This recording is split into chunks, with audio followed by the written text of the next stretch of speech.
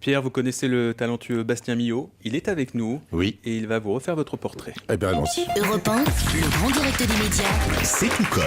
Aymeric Caron. Bonjour être Bastien. à la hauteur de l'annonce. Bonjour Aymeric. En l'honneur de notre invité, vous vous intéressez donc ce matin, bien évidemment, au parcours de Pierre Bellemare. Eh oui mon cher Pierre, vous êtes depuis 1 an et demi l'arbitre implacable et incollable du jeu En toutes lettres sur France 2. Vous y faites passer un oral avec le Zorro du PAF. J'ai nommé Julien Courbet, reconverti en défenseur de la langue française. Depuis qu'il ne s'occupe plus des opprimés, Courbet prouve qu'il sait se montrer désopilant. Et disons-le Pierre, ça vous change de vous consacrer à l'orthographe. Auparavant, avec vos livres sur les crimes, vous vous intéressiez plutôt à des heures très graves. Mais revenons d'abord sur votre parcours. Vous êtes certes indéboulonnable, mais bien boulonné, puisque né à Boulogne-Billancourt. C'était un lundi 21 octobre, et cette semaine-là, vous avez bien fait de choisir la vie plutôt que la bourse, car 3 jours après votre naissance, sans pour autant qu'on y ait trouvé un lien direct, le monde connaissait son jeudi noir, le célèbre krach boursier de 1929. Depuis, c'est vous, Pierre, qui êtes devenu un vrai krach des médias.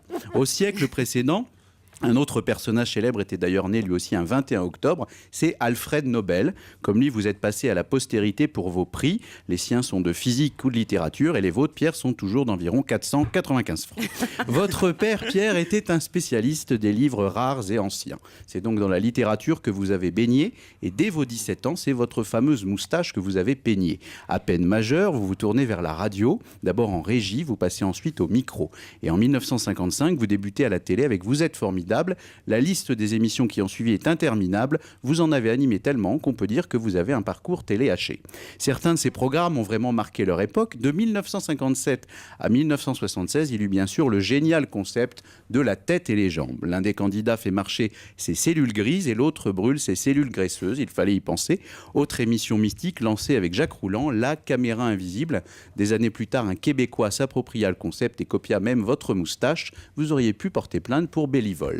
Vous êtes en forme, Bastien. C'est énorme. vendredi et c'est Ça, Pierre. c'est énorme, ça, c'est énorme. Pierre, c'est aussi l'homme des récits extraordinaires et du téléachat, forcément. Et oui, cher Pierre, vous avez longtemps fait partager vos histoires à la télé et à la radio et vous avez publié une longue liste de livres d'histoire avec un S. Avec vous, les faits divers sont dévorés, les pires délits deviennent délicieux. Quand vous êtes à la baguette, on se passionne pour les crimes passionnels et on déguste vos histoires d'enlèvement avec ravissement. Vous avez aussi l'Almanamania puisque vous en publiez un chaque année. Pardon.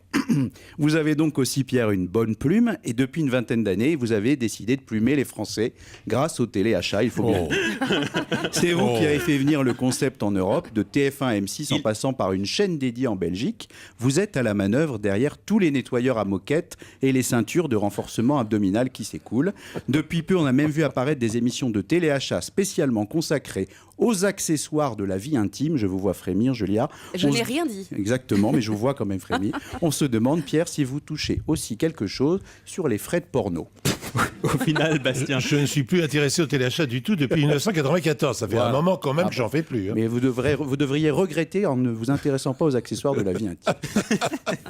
Alors au final, quel regard vous portez sur la carrière de Pierre Bellemare ? Eh bien, mon cher Pierre, entre la télé et les bouquins, sans oublier quelques apparitions au cinéma, vous n'avez vraiment pas de quoi vous ennuyer. Il paraît même qu'en plus, avec votre épouse Roselyne, vous avez monté un gîte rural, un peu comme Jean-Pierre Pernaut qui lui tient un JT rural. En tout cas, Pierre, votre carrière parle pour vous. Vous avez été consacré par la tête et les jambes. Sachez que dans le monde de la télé, vous êtes déjà à la tête d'une légende. Merci. Bravo, Bastien. Merci beaucoup.